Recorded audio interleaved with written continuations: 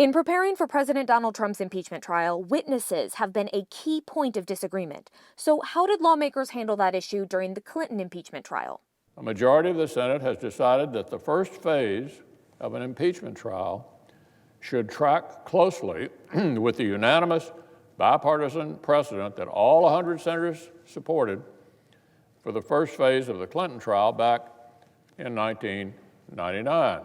The resolution that spelled out the rules for Clinton's trial did pass the Senate 100-0, but that doesn't mean there weren't any disagreements on what should happen.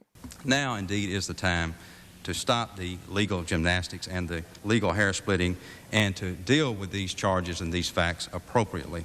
As a House manager, I believe that I can speak for all of us out of a sense of fairness and again request that we and the President be permitted to call witnesses.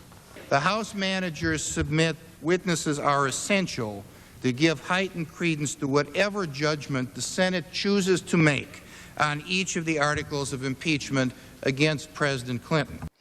The Clinton rules gave both sides 24 hours to present their case, but they weren't allowed to introduce new information. Then time was allotted for senators to ask questions, and after that, both sides were allowed to submit motions to subpoena witnesses or present new evidence.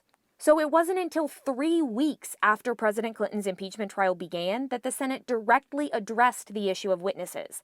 In a 54-44 vote, the Senate passed a resolution approving subpoenas for 3 people: Sidney Blumenthal, Monica Lewinsky, and Vernon Jordan.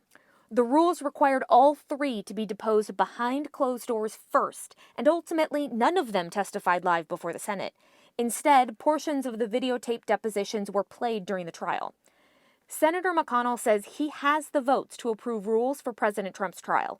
He says they're based on the Clinton model, but he hasn't released the text of his proposed resolution.